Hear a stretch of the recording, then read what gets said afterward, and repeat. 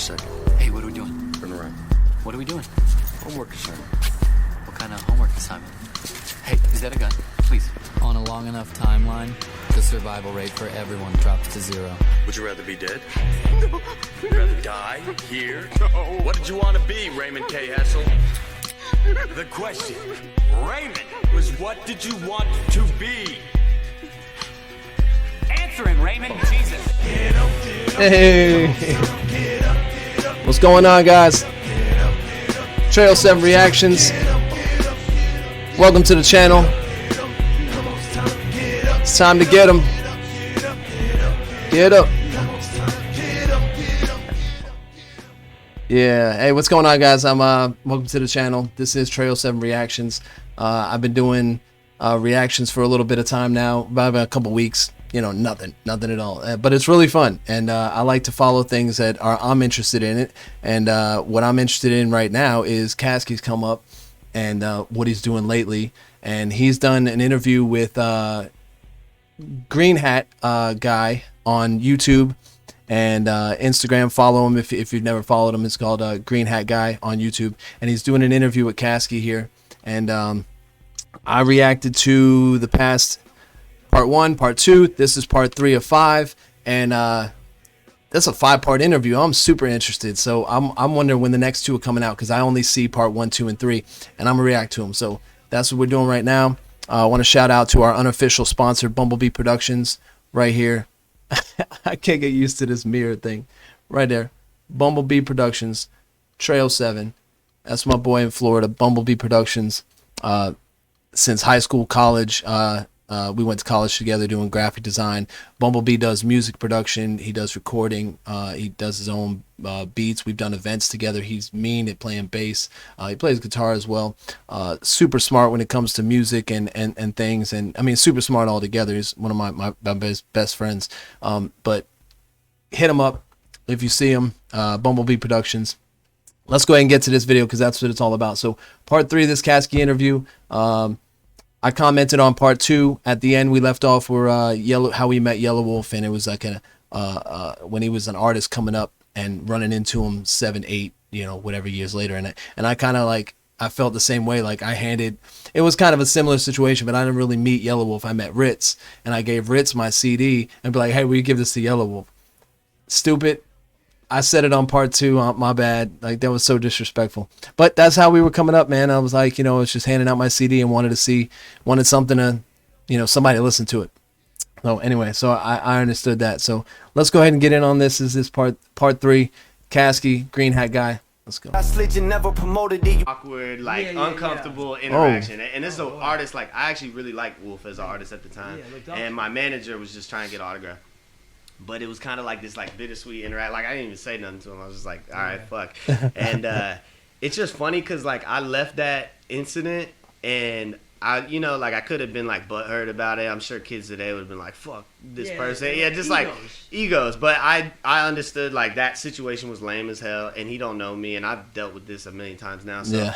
But I left that situation, and I was like, man, I'm going to just I just used it, and I was like, I'm going to keep working until I can meet this person in a real environment where, like, I'm meeting him as an artist, because out there I was just, like, some guy that my manager was with, Yeah, so, like, dude, that was, like, 8 years ago. So this is, like, just me working my ass off, and I always had this idea to do a tape with Wolf called Harley Boys. Like, I ride Harleys, he ride Harleys. I was just like, it's like before Pop Shop. That's before all that. Nah, it was like maybe that's maybe it was like 6 or 7 years ago. So this was like 2012. Well, it was like 2012. That's when I got signed. I was passing out CDs. Well, you were okay. That's right around the time of Yellow Wolf had come out. We popped the trunk, and a little bit after that. Yeah. So no, I feel that, man. Like the whole I met Caskey in Charlotte, me and my wife, when he came here, and we were jamming at Crown Station, and we had such a good time. And then, we waited in line and kind of sat back. I wanted to wait and really, like, talk to him.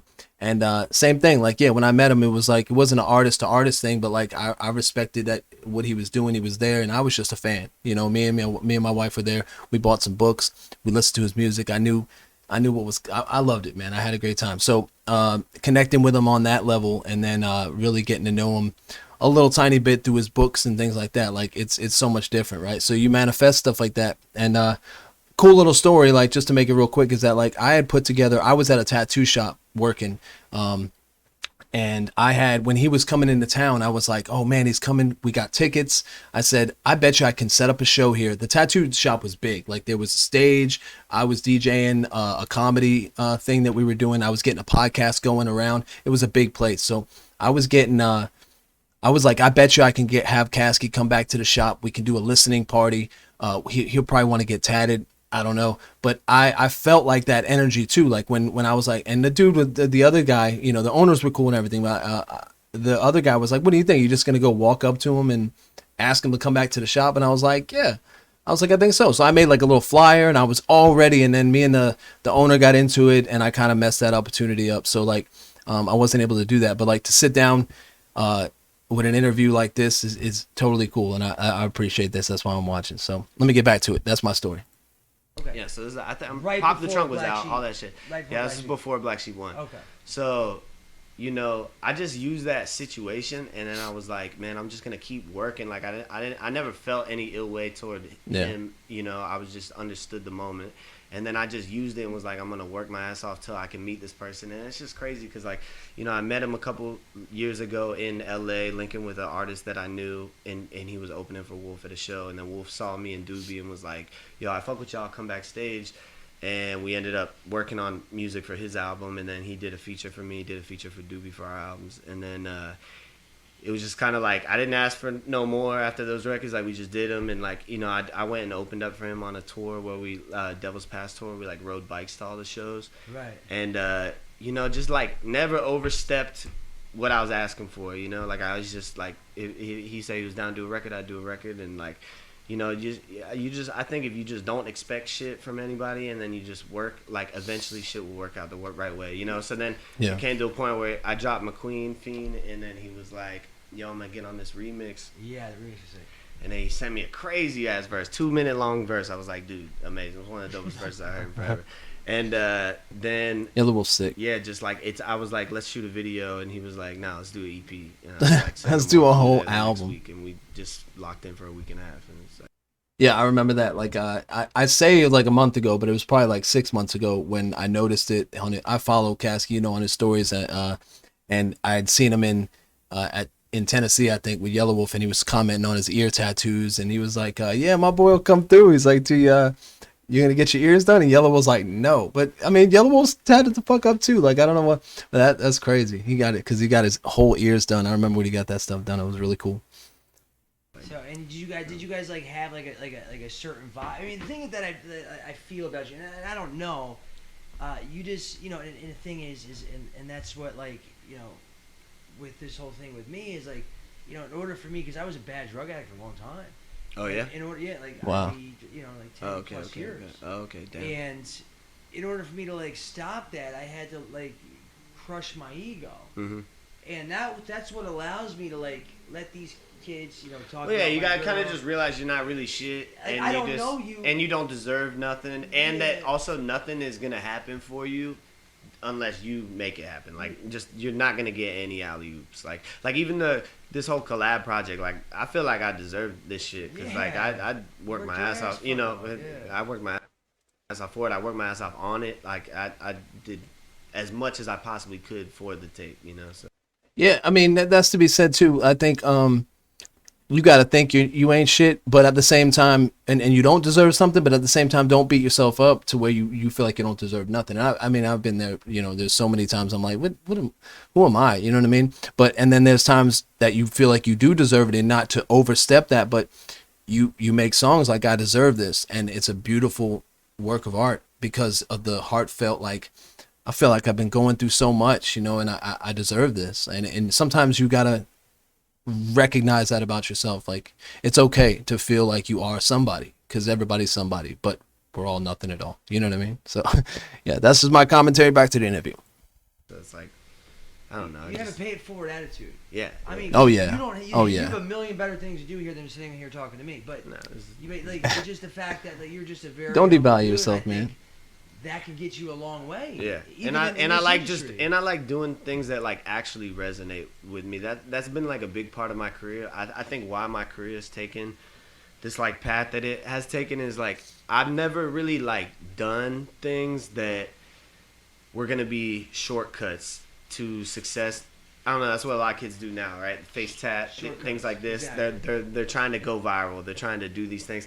I never really did anything trying to go viral. I never like overstood like when I would link with an artist or something. I wouldn't like whore it out and take pictures and do all this shit. So I just done mad shit slowly behind the scenes. So that's just like part of what makes me happy being an artist. The one thing I have not seen. So that feels good to me. Yeah, when you want to do it a natural progression versus, you know, reaching for things or making things that are gonna make people click, you know, clickbait type, like going with the trends, things like that. I feel the same way. I never really did that, and it stopped me from a lot of things, but I don't think it's exactly put me where I'm supposed to be, because that's the way I think as well. I want to naturally progress, and I want it to feel good while I'm going through it. I'm not just chasing something, you know. Seen is, and it kind of like, just to touch on what you said, is like all of the viral videos, right? And all these Instagram comedians or whatever. Not one of them that I Hey man, I'm an Instagram comedian. No, I'm not. Can think of has really made an impact in hip hop, because you have to slowly grow a fan base. Like, Right. you know, like you got Orlando, right? And then you have to like grow a fan base over a period of time with a catalog of work. When like hip hop's like it's different from other music genres in that like we listen to bands and stuff, but we don't necessarily connect super personally with like the lead singer's story or the bassist's story. Hip hop is super personal, so it's That's interesting. You could have a hit record or you could spit a crazy verse that goes viral or something, but whether people connect with you like over a period of time as an artist is like that's hard to make happen. Yeah, I think it's something. And I think that's something like that means a lot. Like, I think he's really good at that, connecting. I seen him connect with so many people at the show that were back there waiting for him, and he was just totally like just happy to be there, just talking to people and sharing things. And he shared a couple things out of his poetry book. Like he took it out of my hand, signed it, and then he was like, "Here, let me read this." And he just opened it up and read it, and it was just amazing. And then and so you feel connection. Now I opened it up to a particular page, and I was just like, "Yo, what were you thinking about this?" And he told me, and I was like, "That's dope." And you know about your artists, you know, they're just not just this character performing. It's like they're real human beings, you know. And he's real genuine. And just from the short time that I met him, you know, the energy was dope, really cool. Something that's very You can't really go viral and just be a Kendrick Lamar or something or a Drake. It doesn't work like that. Even if you have a moment, you got to follow that up with. Yeah, because crazy amount. like I You said, gotta follow your because shot. it's working, you can't, you know, just go viral and then say I'm going to become a rapper, because then you got to keep that up, and like you didn't put in all the work to get to where you know. Dude, people have no idea what they're signing up for when they are trying to But that's the pivot thing, their it's- career into being There's rappers. so many people like Yeah. I'm not a rap listener just like anybody else. I'm not like, I don't know the lyrics every Migos song and all this stuff, but they send me music like I have thousands of DMs, thousands. They say, you know, and I'll do as best I can to listen to them and give them like just my opinion, but like, Yeah. and I always ask like, you know, what do you record on? What do you do? It's so many people say that just their iPhone, and it's just like this technology and the social media in people's hands. You know, not only is it producing some wild music, but I think it's you know, less kids are graduating high school every year, and like Salt in I the think craft, an but important thing for the youth to realize is like how hard it is to make it in the game and how much work you had to put in just to get to where you are today. It's just like, I don't know. It's weird because I was just thinking about giving like a piece of advice to like young artists, but then I was thinking about I was thinking about myself when I was like 17 or 18. And it's like, I don't know, it's hard to say because when I was 17 or 18, that's all I did. I just dropped out and started pursuing music. Well, you like, could say it in I graduated high school, but it's like it's so hypocritical to be like, looking back, y'all shouldn't do that because that shit worked for me. Yeah. Right. I'm not going to say don't drop out of school and pursue. Like, I think with anything, if you know Give it some for thought. sure what you want to do, I think the problem is a lot of people don't really know. They think they want to be rapper or something like that. Well, I think they see a lot of people like you do that. Yeah, and they're like, make that it, would be cool. And like, Yeah. Well, you gotta ask yourself, like, do you have the passion to pursue something for 10 years and not see results from it? Right. 'Cause I don't know what I would have answered that. Like, when I was 18, I probably would have been like, no, because I thought I was gonna blow up every year. Like, I thought every single song I released was gonna be the one that blew me up. You should, I think, right? So, it's you know, I don't know. You got to have that blind belief in yourself. But I think if people have that belief in themselves with anything, they should pursue it, you know, 100%. But just know it's going to be hard. So, yeah, and then it's not a 40-hour work week. It's a lifestyle. It's something that's constant. And the times in my career where I did treat it like a 40-hour work week or I didn't go super hard, I like super declined. Like I regressed. Like I got a lot of up and downs in my journey just because I was like a kid, so it's like it just took a lot. And there's a lot of traveling in vans and sleeping. Like there's a lot of like, you know, especially when you're coming up. All the fun shit don't come till the fun shit. And it don't even come to a point where like you don't even care at this point. Like you don't even want to do it no more. Getting a lot of traction right now, and I feel like this year's gonna have a lot of progress for me. But it's weird because I really think you're gonna blow this year. I feel that way too. But like it's weird because I'm still at a point where I'm like I'm at this point now where I'm like I don't really care about those things. Like all the things that I could like indulge in and splurge in. I was just thinking about this today when I was on this interview because I was just feeling really like grateful about yesterday and like this release and shit. And I was just thinking about how when I was a kid and I wanted to blow up so bad that like I would have just spent all my money on hookers and strippers and partying and drugs and driving cars and like all this shit. Like that was really enticing to me at that time. Yeah, like it's good that you grow and then you see some kind of success as you're older versus like blowing it and just, I mean, even though when we were young, we were just messing around and doing whatever. At least we weren't like had to be super responsible with a career or whatnot. But like when you get super responsible with the career and like you're really doing things, like then all that other fun stuff, you're like, I might not even want to do that anymore. That's how I'm feeling what you're saying right now. Everybody, but like I was really enticed by it, and I was just thinking today, I was like, wow, like if God would just like give me this. Nice. Nice. Follow GreenHatGuy Official right here. GreenHatGuy Official on YouTube. Stay tuned for part 4 or 5. I wonder what more they talk about. I'm excited. Thank you, GreenHatGuy, for doing this. There's only a couple interviews with Caskey. One in particular he freestyles, and I really enjoy watching those videos. So thank you for doing this interview. You guys, thanks for watching my channel. Thanks for hanging out. And I got some new stuff that I added to my visuals. So tell me what you think, and yeah, let's go. Stop for a second. Hey, what are we doing? Turn around. What are we doing? Homework assignment. What kind of homework assignment? Hey, is that a gun? Please. On a long enough timeline, the survival rate for everyone drops to 0. Would you rather be dead? No. Would you rather die here? No. What did you want to be, Raymond K. Hessel? The question, Raymond, was what did you want to be? Answering, Raymond.